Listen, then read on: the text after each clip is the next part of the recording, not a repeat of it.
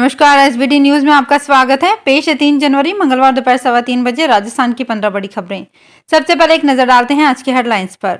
राष्ट्रपति मुर्मू 2 दिन की यात्रा पर जयपुर पहुंची। जयपुर में घने कोहरे को देख ट्रैफिक पुलिस ने जारी की एडवाइजरी।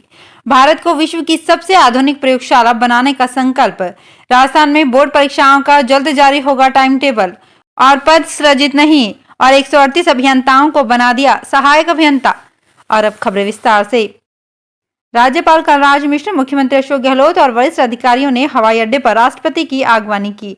हवाई अड्डे से मुर्मू अमर जवान ज्योति पहुंची और वहां उन्होंने शहीदों को श्रद्धांजलि अर्पित की। राजभवन के प्रवक्ता ने बताया कि राष्ट्रपति द्रौपदी मुर्मू संविधान पार्क का लोकार्पण व अवलोकन करेंगी। उनका राजभवन में कथौड़ी व सहरिया आदिवासी समूहों के साथ संवाद का भी कार्यक्रम है। जयपुर में आज सुबह से ही घना कोहरा छाया हुआ है, जिसे देखते हुए जयपुर ट्रैफिक पुलिस ने वाहन चालकों के लिए एक एडवाइजरी जारी की है। डीसीपी ट्रैफिक प्रहलाद सिंह ने वाहन चालकों से विशेष सावधानी बरतने की अपील की है। इसके साथ ही जयपुर के ऐसे बाहरी इलाके जहां पर कोहरा ज्यादा घना रहता है, वहां लोगों से आवश्यक कार्य होने पर ही वाहन लेकर सड़कों पर निकलने की अपील की गई है। वहीं जयपुर ट्रैफिक पुलिस के सभी जवानों और अधिकारियों को अलर्ट पर रहने के लिए कहा गया है। प्रधानमंत्री नरेंद्र मोदी ने अमृतकाल में भारत को आधुनिक विज्ञान की विश्व की सबसे आधुनिक प्रयोगशाला बनाने के संकल्प के साथ मंगलवार को भारतीय विज्ञान कांग्रेस का उद्घाटन किया। पीएम मोदी ने वीडियो कॉन्फ्रेंसिंग के माध्यम से महाराष्ट्र में राष्ट्र संत तुकडोजी महाराज नागपुर विश्वविद्यालय के अमरावती रोड परिसर में आयोजित विज्ञान कांग्रेस का उद्घाटन किया। इस मौके पर उन्होंने कहा कि भारत 25 वर्षों में जिस ऊंचाइयों पर होगा, उसमें भारतीय वैज्ञानिकों की महत्वपूर्ण भूमिका होगी। भारत का वैज्ञानिक समाज देश को उन ऊंचाइयों पर पहुंचाएगा जिसका देश हकदार रहा है। ये मेरा विश्वास है। भारत में डाटा और प्रौद्योगिकी बहुतायत में है। इन दोनों क्षेत्रों में भारत को बुलंदियों पर पहुंचाने की हमारी वैज्ञानिक क्षमता रखते हैं। राजस्थान के लाखों बोर्ड परीक्षा देने वाले छात्रों को टाइम टेबल का बेसब्री से इंतजार है। केंद्रीय माध्यमिक शिक्षा बोर्ड की ओर से बोर्ड एग्जाम डेट शीट का इंतजार और भी बढ़ गया है। छात्रों का अब एक ही सवाल है कि आखिर बोर्ड परीक्षा का टाइम टेबल कब आएगा। जानकारों और बोर्ड से जुड़े सूत्रों की माने तो राजस्थान माध्यमिक शिक्षा बोर्ड जल्द ही कक्षा 5वीं, 8वीं और 10वीं व 12वीं की परीक्षाओं के लिए टाइम टेबल जारी कर सकता है। जोधपुर डिस्कॉम ने राज्य सरकार के निर्देश पर आनन फानन में 138 कनिष्ठ अभियंताओं को पदोन्नति देते हुए सहायक अभियंता तो बना दिया, लेकिन पद सृजित नहीं करने का खामियाजा इन अधिकारियों को भुगतना पड़ रहा है। सहायक अभियंता के नए पद सृजित नहीं होने से जिले के नव पदोन्नत सहायक अभियंताओं को मजबूरन जिला बदर होना पड़ रहा है। गत वर्ष कनिष्ठ अभियंता वेतन विसंगति दूर करने की मांग को लेकर आंदोलन कर रहे थे। इसके बाद जोधपुर डिस्कॉम ने आनन फानन में इन अभियंताओं को पदोन्नति दी। सरकार ने कच्चे तेल पर विंडफॉल टैक्स को 1700 रुपए प्रति टन से बढ़ाकर 2100 रुपए प्रति टन कर दिया है। इसके साथ ही डीजल पर निर्यात शुल्क 5 रुपए से बढ़ाकर 7.5 रुपए और एविएशन टरबाइन फ्यूल पर निर्यात शुल्क 1.5 रुपए प्रति लीटर से बढ़ाकर 4.5 रुपए प्रति लीटर कर दिया है। हालांकि सरकारी तेल कंपनियों ने राहत देते हुए मंगलवार को भी पेट्रोल डीजल की कीमतों में कोई बदलाव नहीं किया है। तेल कंपनियों ने लगातार 7वें महीने पेट्रोल और डीजल के दाम में कोई बदलाव नहीं किया है।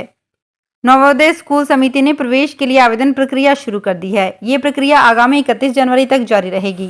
आपको बता दें कि कक्षा 6 के प्रवेश के लिए JNVST 29 अप्रैल 2023 को आयोजित की जाएगी। टेस्ट का रिजल्ट जून तक जारी करने की संभावना रहेगी। नवोदय विद्यालय समिति ने एकेडमिक ईयर 2023-24 में कक्षा 6 के लिए रजिस्ट्रेशन की प्रक्रिया शुरू कर दी है। इसके लिए नवोदय स्कूल की वेबसाइट पर जाकर रजिस्ट्रेशन करवाया जा सकता है। उच्चतम न्यायालय ने मंगलवार को कहा कि सामूहिक जिम्मेदारी के सिद्धांत को लागू करने के बावजूद किसी मंत्री की ओर से दिए गए बयान को अप्रत्यक्ष रूप से सरकार के साथ नहीं जोड़ा जा सकता। न्यायमूर्ति S.A. नजीर की अगुवाई वाली 5 सदस्यीय संविधान पीठ ने कहा कि संविधान के अनुच्छेद 19(2) के तहत उल्लेखित पाबंदियों के अलावा स्वतंत्र अभिव्यक्ति के खिलाफ कोई अतिरिक्त पाबंदी लागू नहीं की जा सकती है। पीठ में न्यायमूर्ति B.R. गवई, न्यायमूर्ति A.S. बोपन्ना और न्यायमूर्ति वी राम सुब्रमण्यम भी शामिल हैं। राजस्थान सरकार द्वारा आगामी 8 मार्च को अंतर्राष्ट्रीय महिला दिवस के अवसर पर महिला सशक्तिकरण के क्षेत्र में उत्कृष्ट कार्य करने के लिए इंदिरा महिला शक्ति प्रोत्साहन एवं सम्मान योजना के अंतर्गत विभिन्न श्रेणियों में राज्य एवं जिला स्तर पर पुरस्कार एवं सम्मान के लिए 10 जनवरी तक आवेदन आमंत्रित किए गए हैं। बीकानेर जिले में डॉग बाइट की घटनाएं बढ़ गई है। पीबीएम पीडियाट्रिक हॉस्पिटल में इन दिनों इंजेक्शन लगवाने वालों की कतार लगी है। पता चला है कि ये सभी डॉग बाइट से पीड़ित हैं। इनमें ज्यादातर छोटे बच्चे हैं। नर्सिंग कर्मचारी ने बताया कि इन दिनों में रोजाना 15 से ज्यादा बच्चे डॉग बाइट के इंजेक्शन लगवाने आ रहे हैं। दिसंबर महीने में भी पीबीएम हॉस्पिटल के पीएसएम विभाग में डॉग बाइट का इलाज करवाने 351 लोग पहुंच चुके हैं। धौलपुर में एक आरएएस अधिकारी और उसकी मैनेजर पत्नी के बीच विवाद इतना बढ़ गया कि मामला कोर्ट और थाने तक जा पहुंचा।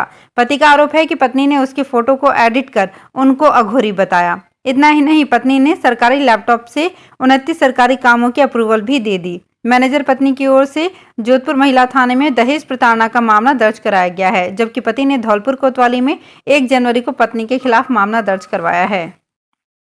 झुंझुनू में फिर से पुलिस की ओर से विशेष नाकाबंदी की गई। पुलिस की टाइट नाकाबंदी देखकर लोग एक बारगी तो घबरा गए। कहीं शहर में कोई बड़ी घटना तो नहीं घटी, लेकिन बाद में पता चला कि पुलिस की तैयारी को परखा जा रहा है। इस दौरान पूरे जिले की पुलिस अलर्ट नजर आई। झुंझुनू की स्पेशल नाकाबंदी प्लान के कारण ही सीकर में हुए राजू ठेहड़ हत्याकांड में बच्चा अपहरण के आरोपी हरियाणा में नहीं घुस पाए थे। सीकर के हुए दोनों मामलों के आरोपियों को झुंझुनू पुलिस ने पकड़ लिया था। मोबाइल नंबर को हैक कर कॉन्सेप्टेड लिस्ट में शामिल लोगों को अनजान नंबर पर प्रोफाइल फोटो लगाकर ठग पैसे मांग रहे हैं। अजमेर में कई परिचित इनकी ठगी के शिकार हो चुके हैं। इस संबंध में मामले भी दर्ज करवाए जा रहे हैं, लेकिन इन ठगों पर कोई अंकुश नहीं है। साइबर एक्सपर्ट का मानना है कि अनजान नंबरों पर लेन देन व अनजान लिंक पर क्लिक नहीं कर इससे बचा जा सकता है। सम्राट पृथ्वीराज चौहान राजकीय महाविद्यालय में तृतीय वर्ष में अध्ययनरत नसीराबाद रोड रामलीला का बाड़ा के हिमांशु प्रजापति भी इसी तरह के वारदात के शिकार हुए। नए साल में राजस्थान रोडवेज के दिन भी बदलेंगे या फिर ये साल भी धरना प्रदर्शन में बीतेगा, इस पर अभी संशय बना हुआ है। सरकार की ओर से नए साल में रोडवेज के बेड़े में 500 से ज्यादा बसें शामिल करने और विभिन्न पदों पर भर्तियों का इंतजार खत्म करने का वायदा किया गया था। इसके साथ कर्मचारियों को सैलरी समय पर देने का आश्वासन भी दिया हुआ है। अब इनकी तारीख नजदीक आ रही है। नए साल में राजस्थान रोडवेज के कर्मचारी उम्मीदों की नैया पर सवार हैं, क्योंकि परिवहन मंत्रालय ने इस साल के लिए उनसे कई वायदे किए थे। प्रदेश भाजपा में भले ही एकजुटता के दावे किए जा रहे हों, लेकिन संगठन के नेताओं में अंदरखाने गुटबाजी और खींचतान बरकरार है। गुटबाजी और खींचतान के बीच पार्टी के राज्यसभा सांसद और वरिष्ठ नेता किरोड़ी लाल मीणा एक बार फिर एकला चलो की राह पर हैं। पूर्व में कई बार अपने स्तर पर कई मुद्दों को उठा चुके किरोड़ी लाल मीणा एक बार फिर संगठन से इतर अपने स्तर पर ही कई मुद्दों को उठा रहे हैं, जो सियासी गलियारों में चर्चा का विषय बना हुआ है। हाल ही में पेपर लीक मामले को लेकर जहां मीणा ने अपने स्तर पर इस मामले को उठाया था और भाजपा मुख्यालय के बजाय अन्य किसी स्थान पर प्रेस कॉन्फ्रेंस करके सरकार पर गंभीर आरोप लगाए थे। तो फिलहाल इस बुलेटिन में इतना ही। फिर हाजिर होंगे कुछ और बड़ी खबरों के साथ।